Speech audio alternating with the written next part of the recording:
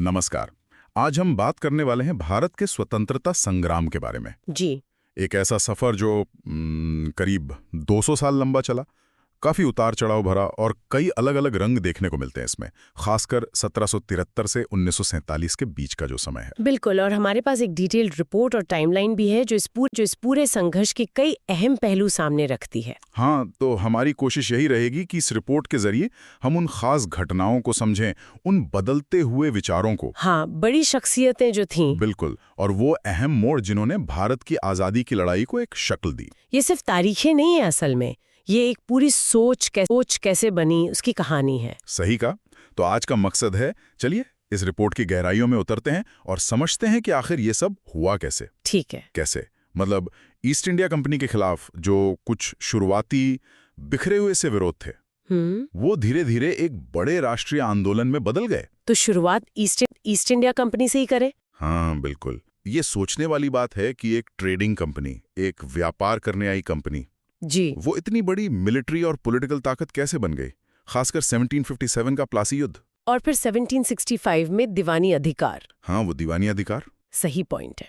और जैसे जैसे कंपनी फैली उसकी नीतियां वो अक्सर शोषण करने वाली थी, और इसने शुरू से ही नाराजगी पैदा की। अच्छा, जैसे देखिए 1771 में बिन्सू मानकी का विद्रोह था, फिर 1782-83 का रंगपुर ढींग, 1784 में तिलका मांझी का संघर्ष, हाँ सुना है। फिर 1800 का चेरो विद्रोह और 1830-33 का कोल विद्रोह भी। ये सब अलग अलग जगहों पर हुए, शायद वजह भी थोड़ी अलग थी, लेकिन ये दिखाते हैं कि भाई कंपनी का राज आसानी से किसी ने कबूल नहीं किया था। और दिलचस्प बात यह है, जैसा कि रिपोर्ट में भी इशारा है, कि ये शुरुआती विद्रोह भले ही लोकल थे, शायद बहुत ऑर्गेनाइज्ड नहीं थे, सही, लेकिन ये साफ इशारा करते हैं कि जमीन पर असंतोष बहुत गहरा था। बिल्कुल, ये वो चिंगारियां थीं जिन्होंने बाद की बड़ी आग के लिए एक तरह से माहौल तैयार किया। हाँ, ये दिखाता है कि शायद वो अलग थलग कोशिशें काफी नहीं थी, कुछ बड़ा होना था। और फिर वो बड़ा रूप दिखा 1857 के विद्रोह में। हाँ, 1857। इसे अक्सर सिर्फ सिपाही विद्रोह कह दिया जाता है। हाँ, लेकिन ये इससे कहीं ज्यादा था। बिल्कुल, इसमें आम लोग थे, किसान, जमींदार, राजे रजवाड़े, मतलब बहुत सारे लोग शामिल थे। और वजह भी कई थी, जैसा रिपोर्ट बताती हैं। अंग्रेजों का वो लगातार इलाके कब्जा करना, जबरदस्त टैक्स वसूलना, हाँ, और लोगों के धर्म और समाज में दखल देना, जी, ये सब कारण थे। और इस विद्रोह का नतीजा वो बहुत अहम निकला। हाँ, गवर्नमेंट ऑफ इंडिया एक्ट 1858 पास हुआ। अच्छा। ईस्ट इंडिया कंपनी खत्म और भारत का शासन वो सीधे चला गया ब्रिटिश क्राउन के हाथ में, ब्रिटेन की महारानी के हाथ में। तो यहीं से ब्रिटिश राज की असली शुरुआत मानते हैं। हाँ, एक तरह से कह सकते हैं। अब सीधा कंट्रोल लंदन से था। इसके बाद लड़ाई का तरीका बदला, आंदोलन ज्यादा संगठित होने लगा। बिल्कुल, और इसी कड़ी में 1885 में इंडियन नेशनल कांग्रेस यानी आईएनसी बनी। ये एक बड़ा मोड़ था, पहली बार एक नेशनल लेवल का प्लेटफॉर्म बना था। सही। और कांग्रेस का जो शुरुआती दौर था, मतलब करीब 1885 से 1905 तक, हाँ, वो नरम दल वालों का था, मॉडरेट्स का। मॉडरेट्स। इनमें बड़े नेता थे जैसे Dadabhai Naoroji, grand old man of India. हाँ, और गोपाल कृष्ण गोखले, सुरेंद्रनाथ बैनर्जी, ये सब पढ़े लिखे सुलझे हुए लोग थे। और इनका मकसद देखिए फौरन आजादी लेना नहीं था। अच्छा। नहीं, वो चाहते थे कि अंग्रेजी हुकूमत के अंदर ही, मतलब उसी सिस्टम में भारतीयों को ज्यादा हक मिले, एडमिनिस्ट्रेशन में सुधार हो, सरकार में भारतीयों की आवाज ज्यादा सुनी जाए। हाँ बिल्कुल, और उनके तरीके भी बहुत शांति वाले थे। अर्जियां देना, मांगे रखना, वो 3 पीस कहते थे शायद, पिटिशंस, प्रेयर्स, प्रोटेस्ट। हाँ वही। उन्हें लगता था कि अंग्रेजी न्याय व्यवस्था अच्छी है और अगर अपनी बात सही ढंग से रखेंगे तो वो मान लेंगे। लेकिन शायद ऐसा हुआ नहीं, क्योंकि फिर कहानी में एक नया मोड़ आया। बिल्कुल, जब नरम दल वालों के तरीकों से बहुत ज्यादा कुछ हासिल नहीं हुआ तो कांग्रेस के अंदर ही एक नया ग्रुप उभरने लगा, ज्यादा गर्मजोशी वाला। हाँ, गरम दल, एक्सट्रीमिस्ट्स। और इसकी एक बड़ी वजह बना 1905 का बंगाल का बंटवारा। बंगाल विभाजन। अंग्रेजों ने तो कहा था कि ये एडमिनिस्ट्रेशन के लिए जरूरी है। कहा तो यही था, पर ज्यादातर भारतीयों को लगा कि ये हिंदू मुस्लिम एकता तोड़ने की चाल है, वही फूट डालो राज करो वाली नीति। तो ये जो गरम दल वाले थे, जिन्हें नव राष्ट्रवादी भी कहा गया, हाँ, वो अब खुलकर स्वराज चाहते थे, मतलब पूरी तरह अपना राज। अच्छा, तो मांग बदल गई। मांग बदल गई और तरीके भी। उन्होंने अंग्रेजी सामान का बहिष्कार किया, बॉयकॉट। बड़े पैमाने पर प्रदर्शन, हड़तालें हाँ, और स्वदेशी आंदोलन इसी सोच से निकला, अपने देश का सामान इस्तेमाल करो, अपनी इंडस्ट्रीज को बढ़ावा दो। ये सिर्फ आर्थिक नहीं था शायद। नहीं, ये आत्मशक्ति का प्रतीक था। मतलब अपनी ताकत पर भरोसा करना। और इनकी सोच नरम दल वालों से अलग, ज्यादा भारतीय इतिहास, संस्कृति, धर्म से जुड़ी थी। और इस ग्रुप के बड़े नाम, वो लाल बाल पाल वाला तिकड़ी। हाँ, लाला लाजपत राय, बाल गंगाधर तिलक और बिपिन चंद्रपाल और साथ में अरविंदो घोष भी थे। तो सवाल ये उठता है कि क्या ये दोनों दल, नरम और गरम, सिर्फ एक दूसरे के खिलाफ थे या इनके बीच कोई और रिश्ता भी था? ये बहुत अच्छा सवाल है। देखिए, विरोधी तो थे, सोच अलग थी, तरीके अलग थे, लेकिन अनजाने में वो एक दूसरे के पूरक भी बन गए। नरम दल वालों ने क्या किया? उन्होंने राष्ट्रवाद की एक बौद्धिक, एक राजनीतिक नींव रखी, एक प्लेटफॉर्म बनाया। हाँ, ये तो है। लेकिन उनकी धीमी रफ्तार से जो निराशा पैदा हुई, उसने गरम दल वालों के लिए जमीन तैयार की। अच्छा, और गरम दल ने क्या किया? आंदोलन को आम जनता तक पहुंचाया, उसमें जोश भरा, उसका दायरा बहुत बड़ा कर दिया। तो मतलब दोनों ही जरूरी थे। एक ने ढांचा बनाया, दूसरे ने उसमें जान डाली। हाँ, कुछ ऐसा ही समझ लीजिए। लेकिन उनके बीच फर्क इतने बढ़ गए कि 1907 में सूरत में कांग्रेस का जो सेशन हुआ, सूरत स्प्लिट। हाँ, पार्टी दो हिस्सों में टूट गई। जी। झगड़ा शुरू हुआ अध्यक्ष पद को लेकर, लेकिन असल में ये सोच का टकराव था जो खुलकर सामने आ गया। नरम दल वाले रासबिहारी घोष को चाहते थे और गरम दल वाले तिलक या लाला लाजपत राय को। हाँ, बिल्कुल। जब घोष चुने गए तो काफी हंगामा हुआ और पार्टी वहीं बढ़ गई। और इसका असर क्या हुआ? फौरी असर तो यही हुआ कि आंदोलन थोड़ा कमजोर पड़ा और अंग्रेजों को मौका मिल गया गरम दल के नेताओं पर सख्ती करने का। तिलक को जेल भेज दिया गया। इसके बाद फिर आजादी की लड़ाई में एक बिल्कुल नया दौर शुरू हुआ। जब गांधी जी आए। हाँ, 1915 में महात्मा गांधी दक्षिण अफ्रीका से भारत लौटे। कहते हैं उनके पॉलिटिकल गुरु गोपाल कृष्ण गोखले ने सलाह दी थी कि पहले पूरा भारत घूमो, समझो। और गांधी जी ने ऐसा ही किया और इसी दौरान उन्होंने अपने सत्याग्रह के तरीके को, हाँ, सच और अहिंसा पर आधारित विरोध, उसे भारत के हालात के हिसाब से तैयार किया। और उन्होंने शुरुआत बड़े आंदोलनों से नहीं की छोटे लोकल मुद्दों से की। हाँ, ये दिलचस्प है। लेकिन ये छोटे आंदोलन ही उनकी पहचान बने, उनके तरीकों की ताकत का सबूत बन गए। जैसे वो चंपारण वाला 1917 में बिहार में। हाँ, चंपारण सत्याग्रह, नील किसानों के लिए। वहां तिनकठिया सिस्टम था, मतलब जमीन के एक हिस्से पर जबरदस्ती नील उगवाना पड़ता था। तो गांधी जी ने उनका साथ दिया। और ये भारत में उनका पहला बड़ा और कामयाब सविनय अवज्ञा आंदोलन था, सिविल डिसोबीडियंस। फिर 1918 में गुजरात के खेड़ा में भी गए। हाँ, खेड़ा सत्याग्रह। फसल खराब हो गई थी, किसान लगान माफी चाहते थे, गांधी जी ने उनका साथ दिया। ये एक तरह से पहला असहयोग आंदोलन बना, नॉन कोऑपरेशन। और उसी साल अहमदाबाद में मिल मजदूरों की हड़ताल। हाँ, वहां उन्होंने पहली बार भूख हड़ताल का इस्तेमाल किया। तो इन शुरुआती कामयाबियों ने क्या किया? दो बातें हुई। एक, गांधी जी के अहिंसक तरीके की ताकत दिखी, लोगों को लगा कि हाँ, ये काम करता है। और दूसरा, वो पूरे देश की जनता से जुड़ गए, एक ऐसे नेता बन गए जिस पर लोग भरोसा कर सकते थे। इसने आने वाले बड़े राष्ट्रव्यापी आंदोलनों की नींव रखी। और फिर आया वो बड़ा आंदोलन, 1920 का असहयोग आंदोलन, नॉन कॉपरेशन मूवमेंट। इसकी सीधी वजह थी 1919 का वो काला कानून, रॉलेट एक्ट, जिसमें बिना मुकदमा चलाए किसी को भी जेल में डाल सकते थे।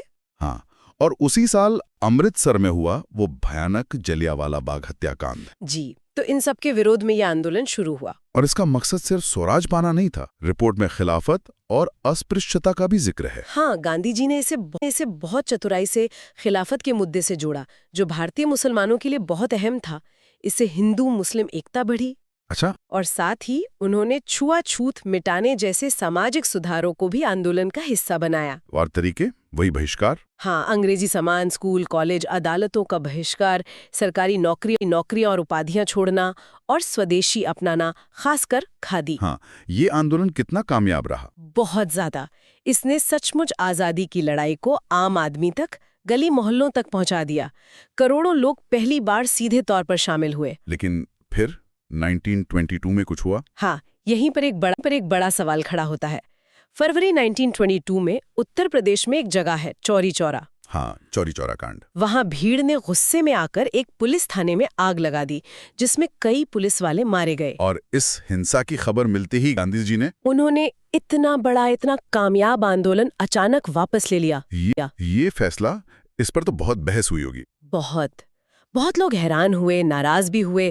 कांग्रेस के अंदर भी कई नेता सहमत नहीं थे। लेकिन गांधी जी के लिए ये शायद सिद्धांत का सवाल था। बिल्कुल, उनके लिए अहिंसा सबसे ऊपर थी।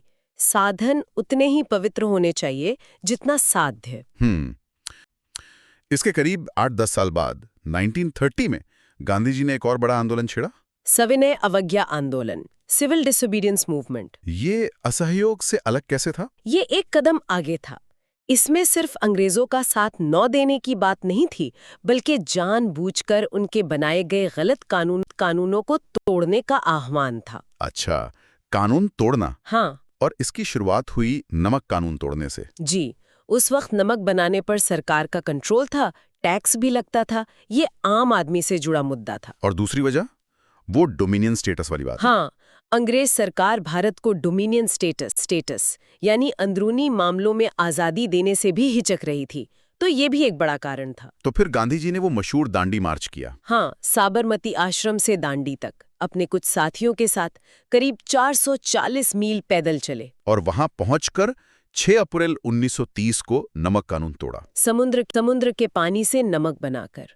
ये एक छोटा सा काम था, लेकिन इसको असर, रिपोर्ट कहती है, बहुत बड़ा हुआ। बिल्कुल, अगर हम इसे बड़ी तस्वीर से जोड़ें तो ये एक चिंगारी थी जिसने पूरे देश में आग लगा दी। लोगों ने जगह जगह नमक बनाना शुरू कर दिया। हाँ, विदेशी कपड़ों की होली जलाई गई, शराब की दुकानों पर धरने दिए गए, लोगों ने टैक्स देने से मना कर दिया। और इस बार क्या खास था? खास बात ये थी कि इस बार महिलाओं ने बहुत बड़ी तादाद में हिस्सा लिया। स्टूडेंट्स, किसान, समाज का हर तबका जुड़ा। दुनिया भर का ध्यान भी गया होगा। हाँ, अंतर्राष्ट्रीय स्तर पर बहुत चर्चा हुई। अंग्रेजी सरकार पर भारी दबाव पड़ा, उनकी इकोनॉमी पर भी असर पड़ा। और फिर ये आंदोलन रुका कैसे? मार्च 1931 में गांधी इरविन पैक्ट हुआ। कुछ समझौते हुए, जिसके बाद आंदोलन कुछ वक्त के लिए रुक गया। ठीक है। और फिर आखिरी बड़ा जन आंदोलन 1942 का भारत छोड़ो आंदोलन, क्विट इंडिया मूवमेंट, अगस्त क्रांति भी कहते हैं। हाँ, और 1942 में क्रिप्स मिशन भी फेल हो गया था। भारतीयों को लगने लगा था कि अंग्रेज आजादी देने के मूड में बिल्कुल नहीं है, बस टाल रहे हैं। तो 8 अगस्त 1942 को बॉम्बे में गांधी जी ने वो नारा दिया, करो या मरो, डू और डाई। इरादा तो इसे भी शांतिपूर्ण रखने का था। हाँ, प्लान तो यही था। लेकिन अंग्रेज सरकार इस बार तैयार थी।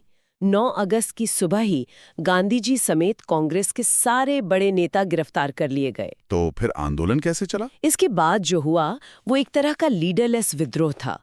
मतलब कोई बड़ा नेता बाहर नहीं था गाइड करने के लिए। लोग खुद ही सड़कों पर उतर आए। हाँ, हड़तालें हुई, प्रदर्शन हुए और कई जगहों पर हिंसा भी हुई। सरकारी इमारतों को नुकसान पहुंचाया गया, रेलवे लाइनें उखाड़ी गईं। और अंग्रेजों ने इसे बहुत सख्ती से कुचला, बहुत क्रूरता से। हजारों लोग मारे गए, लाखों गिरफ्तार हुए। लेकिन इस आंदोलन ने क्या साबित किया? इसने एक बात बिल्कुल साफ कर दी, अब भारतीय किसी भी कीमत पर पूरी आजादी से कम पर राजी नहीं होंगे।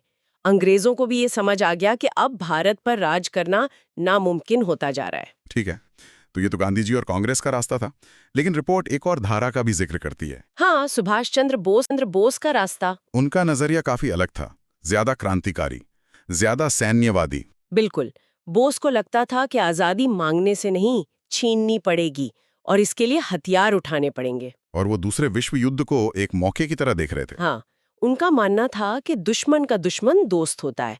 तो उन्होंने जर्मनी और जापान जैसे देशों से मदद मांगी जो ब्रिटेन के खिलाफ लड़ रहे थे। गांधी जी की अहिंसा वाली सोच से उनके मतभेद थे। हाँ, काफी गहरे मतभेद थे। इसीलिए उन्होंने कांग्रेस छोड़ दी थी और फॉरवर्ड ब्लॉक बनाया था। फिर 1943 में जापान की मदद से उन्होंने सिंगापुर में इंडियन नेशनल आर्मी हाँ, आजाद हिंद फौज को दोबारा खड़ा किया। इसमें ज्यादातर वो भारतीय सैनिक थे जिन्हें जापानियों ने बंदी बनाया था। और उन्होंने आजाद हिंद नाम से एक प्रोविजनल सरकार भी बनाई। जी, सिंगापुर में। और खुद उसके हेड बने सुप्रीम कमांडर। उनके नारे, तुम मुझे खून दो, मैं तुम्हें आज़ादी दूंगा। और दिल्ली चलो। हाँ, ये बहुत मशहूर हुए। इन्होंने देश में जोश की एक नई लहर पैदा की। लेकिन आईएनए के जो सैन्य अभियान थे, जैसे इम्फाल की लड़ाई 1944 में, वो ज्यादातर असफल रहे। उनके पास साधन कम थे, जापानी मदद भी उतनी नहीं मिली जितनी उम्मीद थी। और 1945 में जापान हार गया, तो आईएनए का अभियान भी खत्म हो गया। तो क्या आईएनए का प्रयास बेकार गया? यहीं पर एक बहुत दिलचस्प मोड़ आता है। आईएनए भले ही जंग के मैदान में हार गई, लेकिन उसका असली असर, उसका राजनीतिक और मनोवैज्ञानिक असर, वो लड़ाई के बाद दिखा? हाँ, खासकर 1945-46 में दिल्ली के लाल किले में चले आईएनए मुकदमों से। अच्छा, वो आईएनए ट्रायल्स। जी। अंग्रेजों ने आईएनए के पकड़े गए 3 बड़े अफसरों पर मुकदमा चलाया, शाहनवाज खान, प्रेम सहगल और गुरबख्श सिंह ढिल्लों। उन पर आरोप था देशद्रोह का, राजा के खिलाफ जंग छेड़ने का। हाँ, अंग्रेजों ने सोचा था कि इससे बाकी लोगों को सबक मिलेगा, डर पैदा होगा। लेकिन हुआ ठीक उल्टा। बिल्कुल। ये मुकदमे इन अफसरों को विलन बनाने के बजाय हीरो बना गए। देशभक्ति और प्रतिरोध का प्रतीक बन गए वो। पूरे देश में उनके लिए हमदर्दी की लहर दौड़ गई, लोग सड़कों पर उतर आए। और मजे की बात यह है कि कांग्रेस ने, जो बोस के तरीकों से सहमत नहीं थी, हाँ, फिर भी इन अफसरों को बचाने के लिए एक डिफेंस कमेटी बनाई, जिसमें नेहरू जैसे बड़े वकील शामिल हुए। और दलील क्या दी गई? दलील ये दी गई कि एक गुलाम देश को, एक अधीन राष्ट्र को अपनी आजादी के लिए लड़ने का नैतिक और कानूनी अधिकार है। इस पूरे मामले ने कैसा माहौल बनाया? ऐसा माहौल कि हिंदू, मुस्लिम, सिख सब एक साथ आ गए इनके समर्थन में। यहाँ तक कि सरकारी मुलाजिम और अंग्रेजी फौज के जो भारतीय सिपाही थे, वो भी। हाँ, वो भी चुपके चुपके इन अफसरों के लिए हमदर्दी जता रहे थे। तो ये पॉइंट बहुत अहम है। बहुत ज्यादा। इसने पहली बार अंग्रेजी हुकूमत की जड़ें हिला दी। ब्रिटिश इंडियन आर्मी, जिसके दम पर वो राज करते थे, उसकी वफादारी पर ही सवाल उठ गया। जब फौजी भरोसेमंद ना रहे तो राज कैसे चलेगा? बिल्कुल। इस जन भावना और फौज के अंदर की बेचैनी ने ब्रिटिश प्रतिष्ठा को घातक झटका दिया, जैसा कि रिपोर्ट कहती है, और इसने आजादी की प्रक्रिया को यकीनन तेज कर दिया। तो अब हम आजादी की लड़ाई के बिल्कुल आखिरी दौर में पहुंचते हैं। हाँ, बातचीत और समझौतों का दौर। दूसरा विश्व युद्ध खत्म हो चुका था, ब्रिटेन कमजोर हो गया था, और वो अब भारत से एक तरह से सम्मानजनक तरीके से निकलना चाहते थे। सत्ता का शांतिपूर्ण हस्तांतरण चाहते थे। इसी कोशिश में मार्च 1942 में क्रिप्स मिशन आया था, सर स्टैफोर्ड क्रिप्स के नेतृत्व में। जी। मकसद था कि भारतीय दूसरे विश्व युद्ध में ब्रिटेन का पूरा साथ दें। और बदले में क्या ऑफर था? वादा था कि जंग के बाद भारत को डोमिनियन स्टेटस देंगे, एक संविधान सभा बनेगी और प्रांतों को छूट होगी कि चाहें तो अपना अलग यूनियन बना लें। लेकिन ये बात बनी नहीं। कांग्रेस को फौरन पूरी आजादी चाहिए थी। डोमिनियन स्टेटस का वादा उन्हें अधूरा लगा। और मुस्लिम लीग को भी ये मंजूर नहीं था, क्योंकि इसमें अलग पाकिस्तान का जिक्र साफ नहीं था। गांधी जी ने तो इसे डूबते हुए बैंक का पोस्ट डेटेड चेक कहा था। हाँ, तो मिशन फेल हो गया और इसका सीधा नतीजा निकला भारत छोड़ो आंदोलन। इसके बाद 1946 में कैबिनेट मिशन आया। ये अंग्रेजों की आखिरी बड़ी कोशिश थी भारत को एक रखने की। इसने अलग पाकिस्तान की मांग खारिज कर दी थी। हाँ, और एक 3 लेवल का फेडरल स्ट्रक्चर सुझाया था। एक कमजोर सेंटर जिसके पास सिर्फ डिफेंस, फॉरेन अफेयर्स और कम्युनिकेशंस हो, और बाकी ताकत वो प्रांतों के ग्रुप्स के पास हो। प्रांतों को 3 ग्रुप्स में बांटा गया था, A, B और C। ग्रुप बी और सी मुस्लिम बहुल इलाके थे। शुरू में लगा कि शायद बात बन जाएगी। हाँ, शुरू में कांग्रेस और लीग दोनों ने इसे मान लिया, लेकिन फिर ग्रुपिंग के मुद्दे पर पेंच फंस गया। कैसे? लीग को लगा कि ग्रुप बी और सी मिलकर एक तरह का वास्तविक पाकिस्तान जैसा बन जाएगा। वो खुश थे। और कांग्रेस को डर था कि ये ग्रुपिंग अनिवार्य होगी और इससे ग्रुप सी में असम या ग्रुप बी में NWFP जैसे प्रांत, जहां कांग्रेस मजबूत थी, वो भी मुस्लिम लीग के दबदबे में आ जाएंगे। वो प्रांतीय स्वायत्तता चाहते थे। और फिर नेहरू का वो बयान। हाँ, जब नेहरू ने एक प्रेस कॉन्फ्रेंस में कह दिया कि कांग्रेस संविधान सभा में जाने के लिए आजाद है और कैबिनेट मिशन की ग्रुपिंग स्कीम से बंधी नहीं है, तो जिन्ना भड़क गए। उन्हें लगा कि कांग्रेस ने धोखा दिया है। बिल्कुल। लीग ने कैबिनेट मिशन प्लान से अपना समर्थन वापस ले लिया और डायरेक्ट एक्शन डे का ऐलान कर दिया, जिसके बाद भयानक दंगे हुए। हाँ, कलकत्ता और दूसरी जगहों पर। अब एकजुट भारत की उम्मीद लगभग खत्म हो गई थी, विभाजन लगभग तय हो गया था। और फिर आया आखिरी फैसला, माउंटबेटन प्लान। 3 जून प्लान भी कहते हैं इसे, लॉर्ड माउंटबैटन को इसीलिए भेजा गया था कि वो जल्दी से जल्दी सत्ता सौंप दें। ये जून 1947 में आया। हाँ, और इससे कांग्रेस और लीग दोनों ने, कह सकते हैं ना चाहते हुए भी मान लिया। इसमें क्या था? इसमें साफ तौर पर ब्रिटिश इंडिया को भारत और पाकिस्तान दो अलग-अलग स्वतंत्र डोमिनियन में बांटने की बात थी। पंजाब और बंगाल का बंटवारा होना था। हाँ, मजहब के आधार पर। NWFP और असम के सिलहट जिले में रेफरेंडम होना था कि वो किधर जाएंगे। और देसी रियासतों का क्या? उन्हें छूट थी कि वो भारत या पाकिस्तान में मिल जाएं या चाहे तो आजाद रहें। इसी माउंटबैटन प्लान को कानूनी शक्ल देने के लिए ब्रिटिश संसद ने जुलाई 1947 में इंडियन इंडिपेंडेंस एक्ट पास किया। जी, और इस एक्ट से 15 अगस्त 1947 को भारत और पाकिस्तान दो आजाद डोमिनियन बन गए। भारत पर ब्रिटिश संसद का कंट्रोल खत्म हो गया। आजादी मिल गई। हाँ, लेकिन इसका सबसे दर्दनाक पहलू था बंटवारा, जिसके साथ आई भयंकर हिंसा और करोड़ों लोगों का विस्थापन। इतिहास की सबसे बड़ी त्रासदियों में से एक। 14 अगस्त 1947 को पाकिस्तान बना और 15 अगस्त 1947 को भारत आजाद हुआ। तो आज की इस पूरी बातचीत से, इस रिपोर्ट के विश्लेषण से क्या निकल कर आता है? क्या सार है? एक बात तो बिल्कुल साफ है। भारत की आजादी किसी एक आदमी या एक सोच या एक ही तरीके की लड़ाई का नतीजा नहीं थी। हाँ, ये तो स्पष्ट है। ये बहुत सारी धाराओं, अलग-अलग रणनीतियों और घटनाओं का एक मिला जुला नतीजा था, एक जटिल मिश्रण था। नरम दल ने शुरुआत की, एक बौद्धिक आधार बनाया। बिल्कुल, एक प्लेटफॉर्म दिया। फिर गरम दल ने उसमें जोश भरा, उसे आम लोगों तक पहुंचाया, उसका आधार बड़ा किया। और गांधी जी ने इसे एक अभूतपूर्व जन आंदोलन में बदल दिया और दुनिया को अहिंसा की ताकत दिखाई। तो वहीं सुभाष बोस और INA ने भले ही सैन्य रूप से असफल रहे। हाँ, लेकिन उन्होंने गहरा मनोवैज्ञानिक असर डाला। अंग्रेजों के आत्मविश्वास को हिला दिया, उनके मन में हार का डर पैदा कर दिया। बाहरी कारक भी थे, जैसे दूसरा विश्व युद्ध। हाँ, उसने ब्रिटेन को बहुत कमजोर कर दिया था, जिससे आजादी मिलना थोड़ा आसान हुआ। भारत को एक रखने की जो आखिरी कोशिशें थी कैबिनेट मिशन जैसी, वो नाकाम रही। और नतीजा हुआ विभाजन, दुखद लेकिन कानूनी रूप से औपचारिक। तो आखिर में 1947 में जो आजादी मिली, वो एक लंबे, मुश्किल, कई उतार चढ़ाव वाले और कई रंगों वाले संघर्ष का नतीजा थी।